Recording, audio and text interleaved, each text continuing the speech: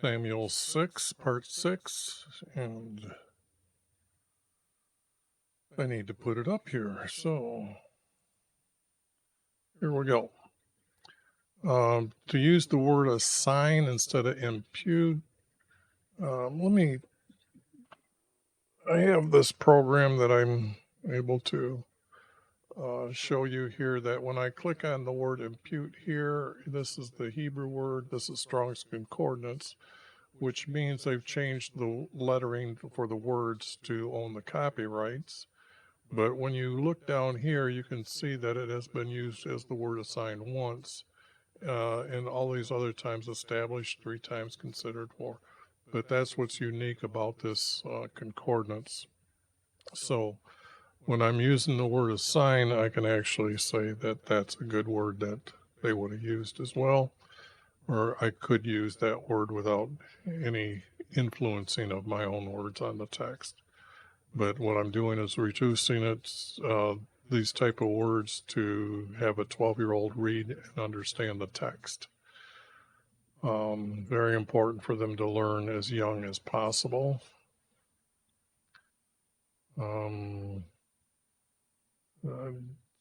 Guards would have been around the king and not the servants. He's got a force around him, and they're out in the field. Or at least he had a force around him up here. That's why I use the word runner. So yes, this captain was staying around. Anyways, the word guards is correct. Attack, I think I would just hit, kill, or attack. The object is to hit him or slap him or whatever. But the object is that's, I believe, is a better word. And killed, not attack him and his father, but he turned around and killed him. His dog killed him and his fathers that day. Fathers being his descendants from his father, immediate father. They had a group of 80 people. That's quite a few for a family, so I'm putting the 20s at 20s, or 2 10s, which would have been 20s, 20 people. But he escaped, his son escaped here, and I've reduced his name to this word here. Killed off his family. Now here they're rating assignments. Now this is, like I said, the second story. If you're following along, reading or listening to me in all these videos, this rating I was explaining last time is that David had done, and they had the story that Saul was doing this, and actually it was David. And I'm trying to get the right map here to show you where you're at in the text.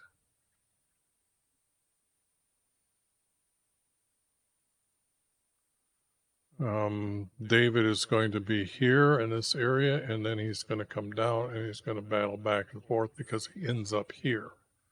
So, and this is where Saul is going to come and look for David. Now, I've removed this from the text here in this book.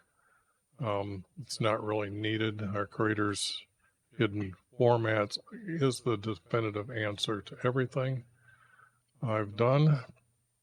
This is just to make sure that nobody else steals the copyrights to do this. So what I've got here is having to use the word Simons as the area that they were attacking.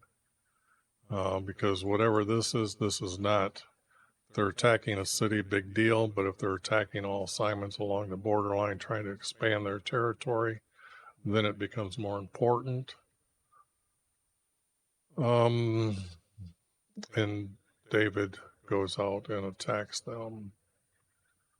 And now Saul, he's, like I said, he's knew that our Creator had sent him by fighting the Philistines. not that he had stuck him in a gate and he shut himself in a city. So that's just not true. We have no other text of David going into a city. This is the only verse that says this, and it's not true. David was out on the field fighting them off. Not the men, but the people of Simon turn him in. And then David left from Simon. He gave up his pursuit. Now, this is where I was talking about that a lot of this text that I'm removing, the story about them in the cave. Where did I see the word cave here?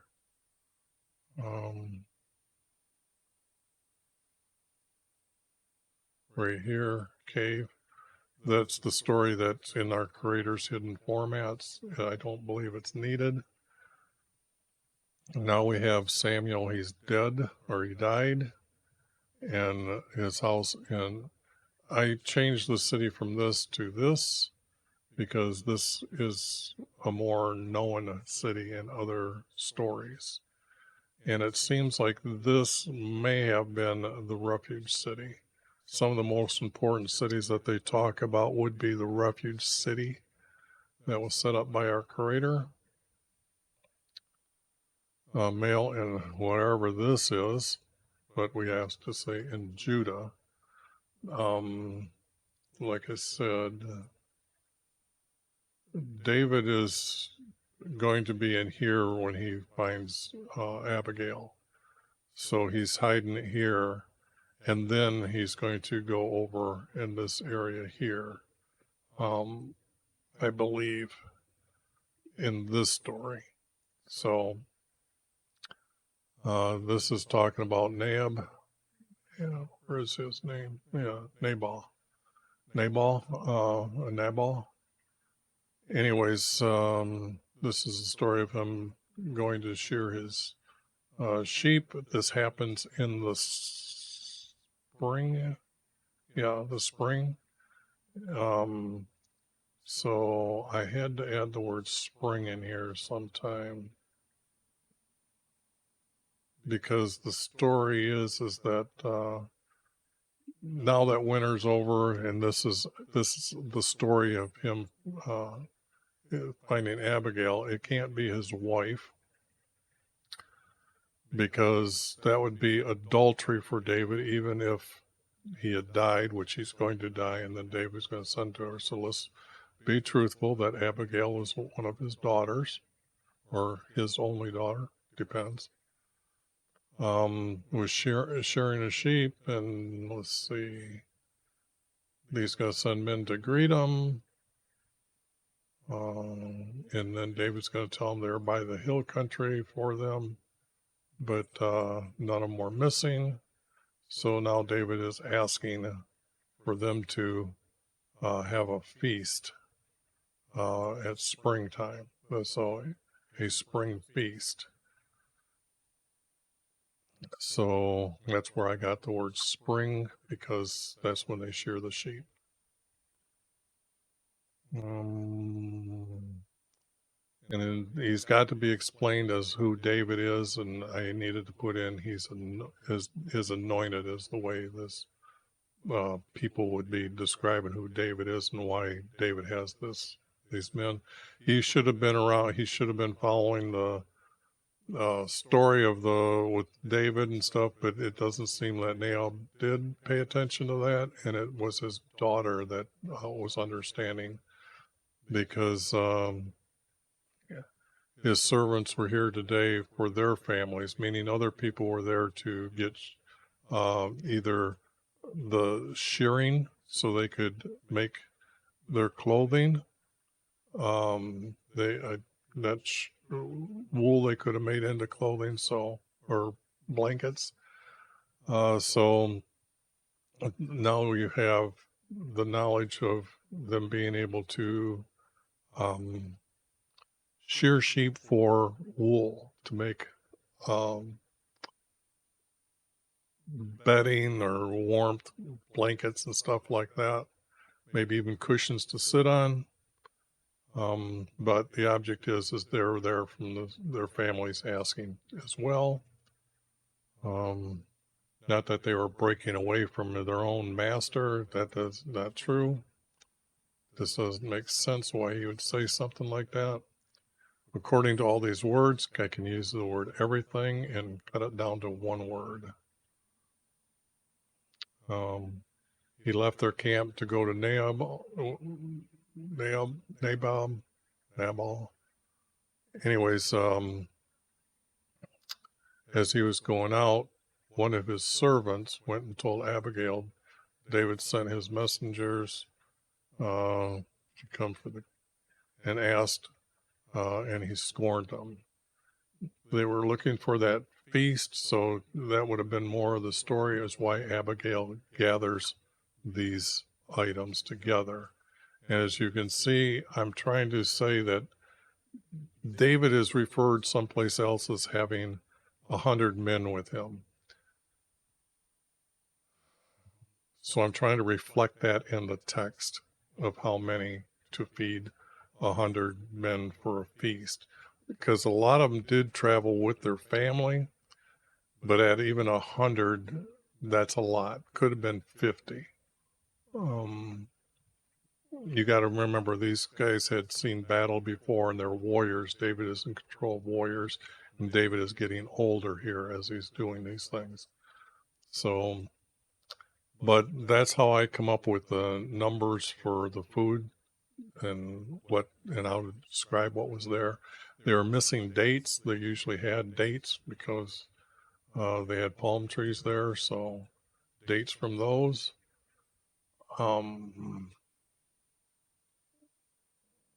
She went to their hideout, not hide den, or they were at a hideout. And her servant would have known that from the herders.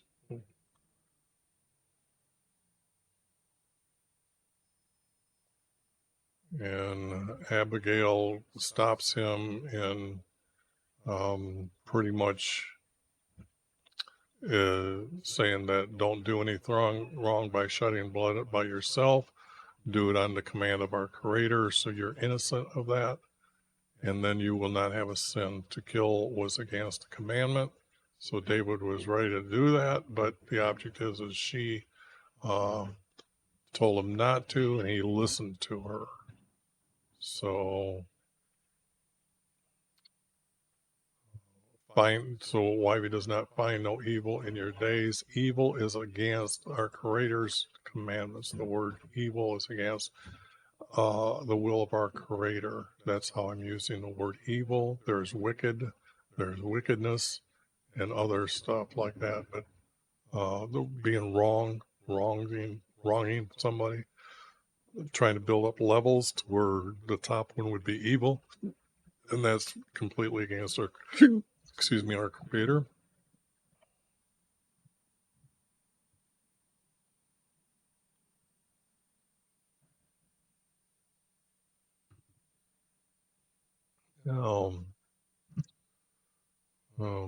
Deal well, would be kind to our Lord, my Lord. Now, what I've got these highlighted words here, I'm going to show you in the next text the definition for this title and how they used it, but I needed to change this title to actually his name, because she was talking directly about our Creator. Everybody at that time knew his name. And then he accepted her gifts and he left in peace. And then Abigail in the morning told him everything and he died. Now, this will different a little bit from our Creator's hidden formats that has more detail in it. Because I use some of these other words because our Creator's hidden format has specific rules to follow. So I just didn't pick out like what I'm doing here. I'm just gathering the main story and pretty much proving this is how they would have wrote and all the stuff that you're seeing in text being removed, and here are the 6 reasons why I'm removing the blue text. Sorry, I usually do that in the beginning. 15 minutes into it, I finally remembered. I had to add the word yes because she's being asked about his wife, to be his wife. She says yes.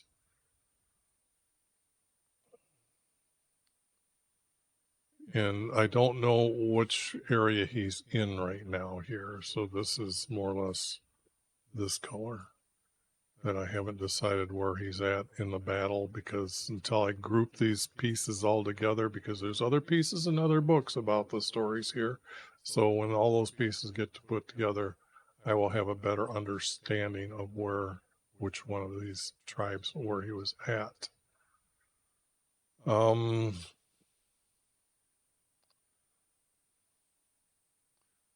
And this was Saul's 100 for a force instead of 1,000. They lived with him in the capital here, and then he would send out his messengers to all the tribes to bring their armies with them for battle for all the nation to be gathered. But he had his own little group of warriors, and I call that size a force. David was not staying; he was camped on the other hill, not in the wilderness.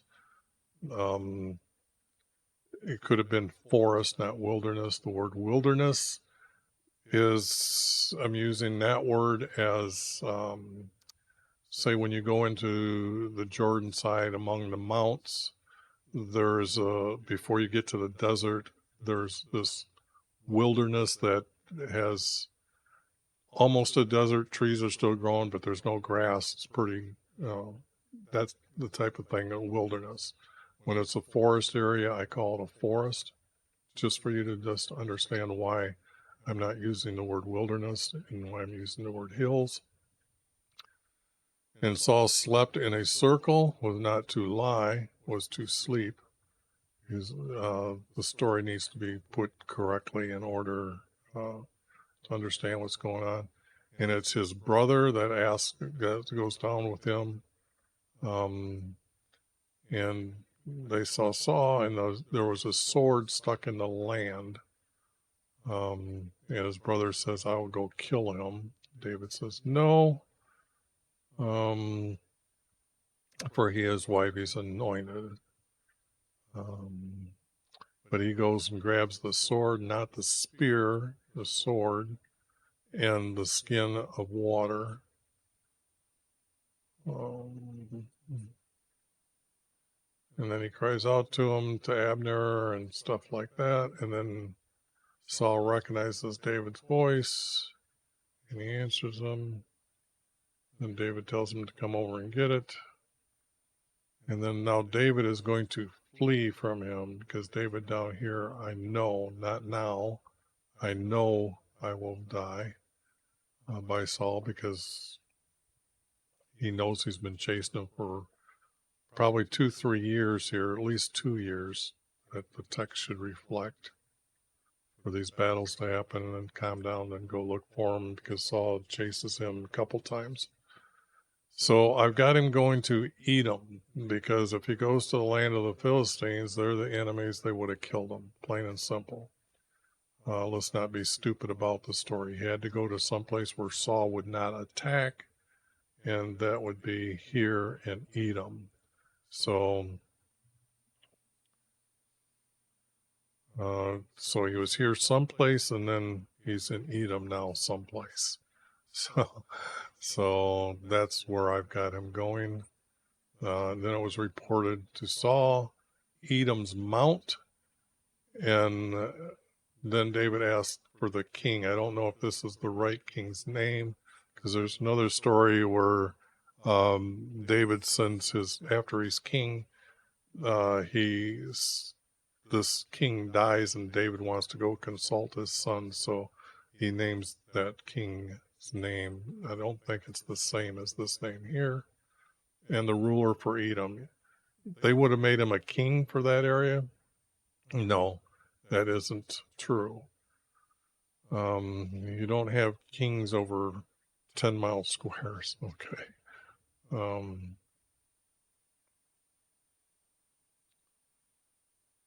And he gave him land that was close to Judah. So that's probably why I have him here, because, or no, I've got it here now where they would be, instead of close to his land for Israel. So that's some of the reasons why the map is like that. Our creator's hidden formats dictate those maps. Now, mediums are conjurers. The story is that Saul's going to ask her to bring up Saul from the dead or from the abyss to talk to him. So that's a conjurer. And we don't know where he was at when he'd done this, so this will always be a blank space. Unless I put the pieces together and find out what's going on. And he asked his runner. Now, when I got him as a king and around, he's got to get back information back and forth to his troops. So, because this is going to be a big battle where Saul dies, so he's pretty much got runners with him. So he sent his runner to go find this conjurer. And when he returned, he said, "There is a woman conjurer by us." So he wouldn't have had messengers. I'm doing this because of the way I've talked about messengers and trying to show the difference between what a messenger is and a runner is. So here I'm not even going to try to explain it. I'm just going to say that he had his runner with him. And then not a snare, but a trap. Snare would have been a good word, but I like a trap because it's more like making sure it can't get away, not walk around it. But the object is he wouldn't have vowed. That's to our creator, so he has to swear to her, and no death. When Samuel's coming forth, he's asking what is not his form, but what is he wearing? What is she seen? And it has to have a priest's robe on, is the way she has to answer. And then he knows it was Samuel. Not that what form is he? I mean, that's just ridiculous. But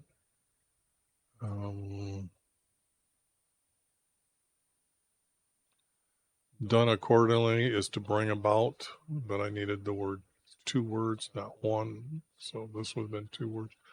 1817 or 2817. Let me take a look here to see if what they did was used 2 words. 2817.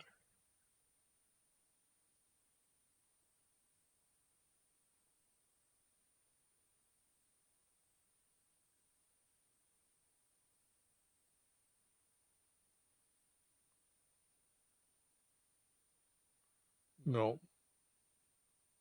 Sometimes these 2 words are like a double, and they use them together. So that's not what it is. They are actually 2 separate words, but I have it meaning bring about instead of done accordingly. And why our Creator prophesied through him, not spake to him. And to use the words correctly, you need to have what's our Creator, what Samuel's telling Saul, that he promised to take your kingdom, a nation, away from your hand and give it to David. Now he's telling him that David is going to receive it.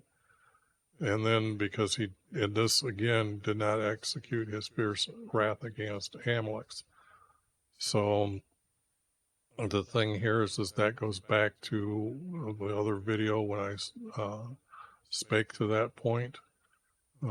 Just to say that, yes, it is in the text, and here it is down in this story. So, and he was in the abyss. This is where the souls went to exist. At that time, they thought it was underneath the land, in the ground, way below would have been the abyss. And they had to have a place for an understanding, and our Creator pretty much let them know at their level of knowledge that it would have been the abyss. Today we know that is a different dimension of time and space. And in my video below, males that want to visit the abyss, there is a path, and it's in the understanding afterlife. You can actually talk to the people that are in the abyss that haven't entered into heaven. They're all evil down there. So don't think you can get away with thinking you can outsmart them. They've been there too long. Battle with not Israelites but Israel. The camping in the spring, which is in Jezreel. Well, that's when they're talking about the Philistines' land. That's here. Okay, that they've been fighting. Now, where is Jezreel? To just show you that how far that text is out of place, I have to go to here, and Jezreel's right in here. So let me see if I'm, yes. There is where Jezreel is. So they wouldn't have been up through here. Philistines cannot exist in this area, okay? Just impossible. So another great big lie once you understand the stories here. And I guess I'm getting to the end of this text. I did throw out quite a bit there. Now let's see, not fighting but battling. And our warriors fled. Okay, Saul's going to die here. First kills his sons. I don't need all of them sons listed when I can just use this word sons. Don't need each of their names. And archers hit. Well, it was actually an arrow, so let's put in the word arrow. And he was badly wounded. And here is his, not armor, but his shield bearer. I've explained that before. Draw your sword, but it actually is, you see it's down here to pierce them through to kill them. So I used the word kill here and didn't need to add any of this text here. But the shield bearer here says, I will not kill his anointed, and he was greatly afraid. And the text here says that he died on his sword too. That's not true. Another story in another book, he's going to run to David. He's going to say, here is his crown that I took from his head because he's dead, so you can now believe me that he did die, and he did pierce him through. So a lot of this stuff will not even be in the next text when the pieces go together. But right now it's a piece, and the story, in this story, that's how it's written.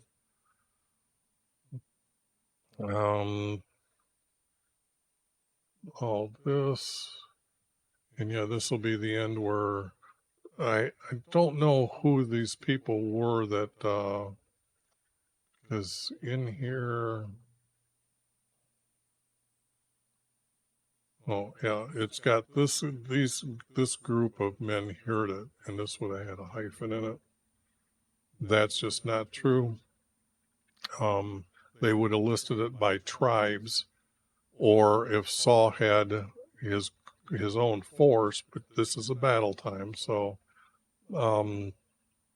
it would have been another tribe would have heard this and went and sent their men in to get their bodies and return their bodies and bury them by Bethel. Now that's the end of this text. Let's see, 29. Now let me make sure I save all the stuff I've edited. And I want to get to this one here. In this text, you can start to see that I've cleaned it up and I've put them into groups of what would be a story. And this is how, when I merge the text, how you can go back and find it, where it come from, and trace it all the way back for all the editing, and or in the compiling. It's a quick cheat note to be able to do this. When I was going through, some text can be easily moved, so I moved this text down, and I have it noted when that's done. When the stories are following so close together but changing the story, I've got them zipped together like this. Other than that, I'll have a space between them. So you can see that the story goes pretty good. When I clean up all that text, look at this. From the verse, where does it start here?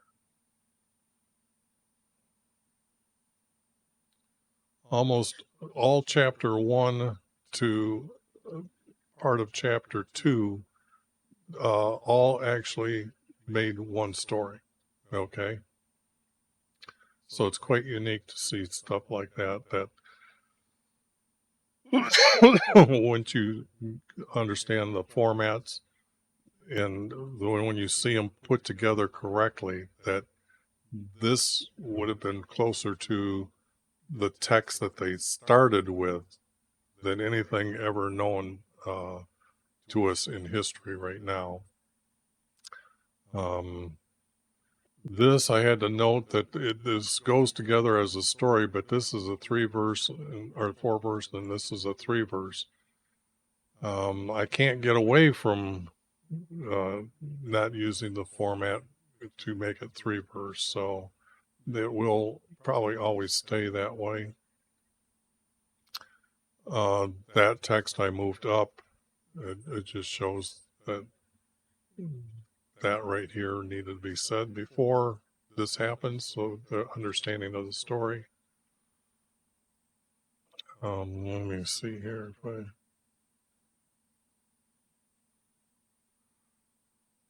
What I want to do is get down to the text where I'm showing the titles for our creator that I've added. Okay. Here they use the word title, gods, and it's actually Ra's. I'm using it as the Egyptian god because it's his daughter. That's the moon goddess. And this is what they would have known. Today you don't understand it. You know some of the story, but you don't know that they've tried to change it and said people just came up with other gods, or they used what is a Phoenician, which would have been way before the Great Flood. I need everything after the flood. So to make sense of what's going on with the story here, but it's going to be a while, I think, before I need to. That's some of my editing to make it a 3-verse instead of a 4-verse when it's needed. So I'll leave this in the text for right now. Let me see if I can make this smaller and skip through here a little bit quicker.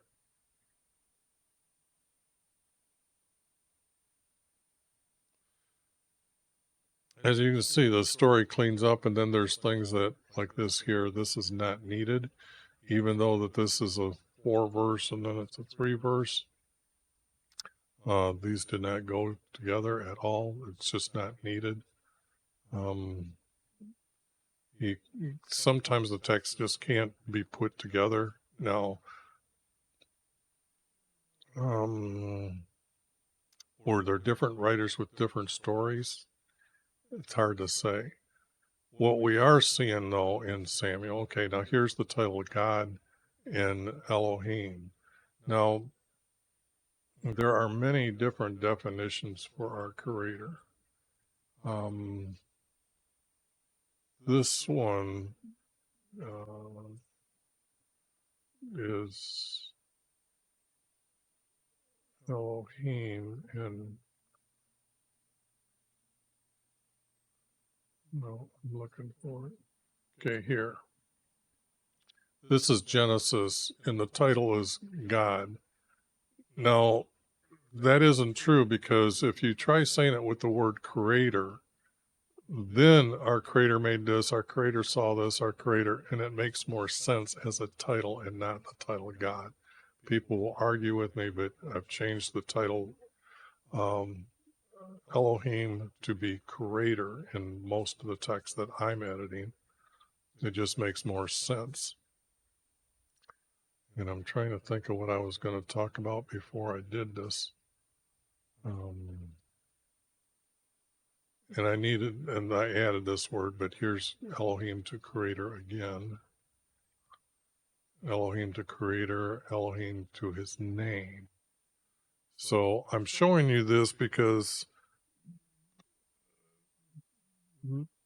misusing the title is very important when you go to understand writing in first person. A lot of this, they would have known his name and they would have known how to use the title correctly. Because just like it's the creator of, or just like his title, creator of Israel, he created the nation Israel is what it means. So that's what they'll say sometimes, the creator of Israel. Not the God of Israel, but the creator of Israel, because he created it. Now, that's my note from earlier. I'm not sure of that. That needs to be looked at in the future. Yeah,